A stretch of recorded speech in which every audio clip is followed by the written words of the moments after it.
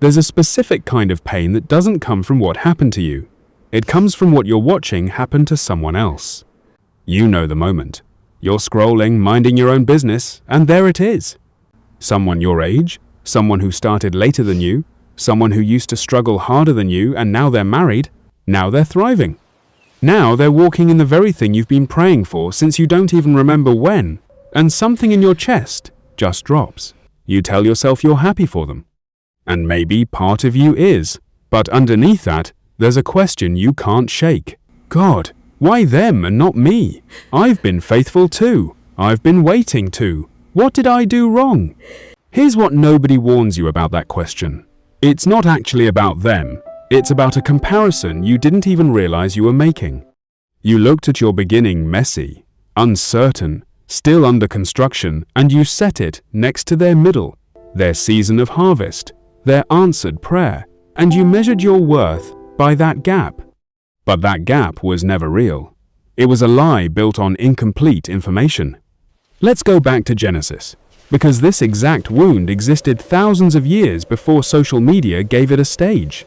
Jacob had 2 wives, Leah and Rachel. Leah was unloved, overlooked, the daughter nobody fought for. Rachel was the one Jacob wanted, the one he worked 7 years for, the one everyone assumed God had favored. But Scripture says something you might have missed. When the Lord saw that Leah was not loved, he opened her womb, but Rachel was barren. Think about that for a second. The woman everyone envied was empty, and the woman everyone overlooked was the one God moved toward first. Leah gave birth to Reuben, then Simeon, then Levi, then Judah, 4 sons, while Rachel had nothing. And Rachel, watching her sister's life fill up while hers stayed silent, said something raw and desperate to Jacob. "Give me children, or I'll die." That's not poetic language. That's a woman comparing her empty middle to someone else's visible beginning, and it was killing her from the inside. Here's the part that should shake something loose in you. Rachel wasn't outside God's plan. She wasn't forgotten. She wasn't being punished.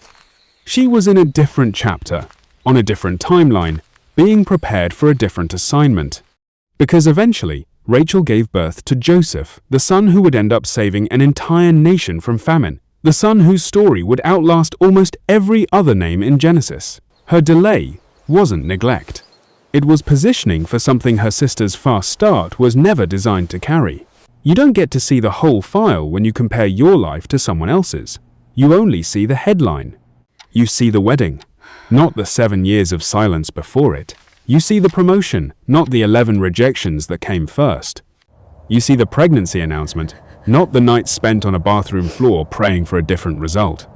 When you compare your beginning to someone else's middle, you're not comparing 2 lives. You're comparing your rough draft to their finished chapter and calling yourself behind. And the enemy loves this comparison because it doesn't require him to lie to you directly. He just needs you to look sideways instead of upward. He doesn't have to convince you God doesn't love you. He only has to get you watching someone else's timeline long enough that you stop trusting your own. Let's talk about David for a second, because his story exposes this same trap from another angle. When Samuel came to anoint the next king, David wasn't even called in from the field. His own father didn't think he was worth considering. 7 older brothers stood in that room, each one looking more like a king than the shepherd boy smelling like sheep. If David had compared his beginning to any one of his brothers' presentation that day, he would have disqualified himself before God even spoke. But God told Samuel something that still applies to you right now.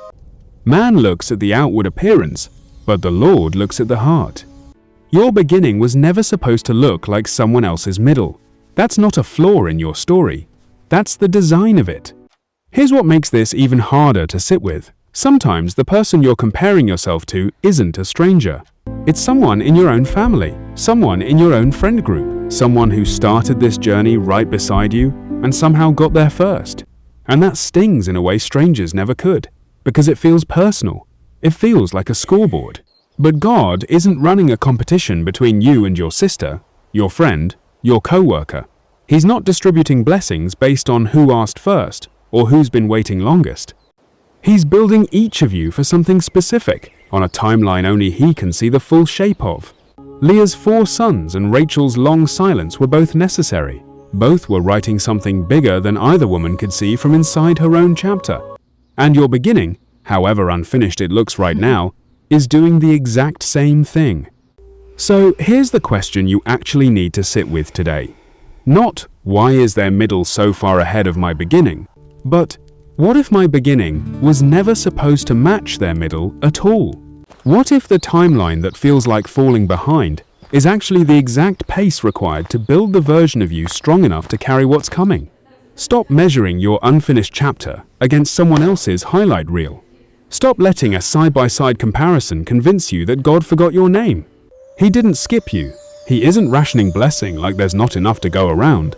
Rachel's story didn't end in that season of emptiness, and neither does yours. The chapter you're in right now is not the whole book.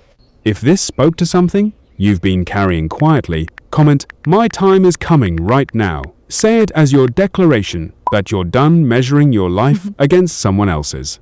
Subscribe to Holy Purpose for more truth that will anchor your faith through every season of waiting. Share this with someone who's been comparing their beginning to someone else's middle and needs to hear that their story isn't behind. It's exactly on time.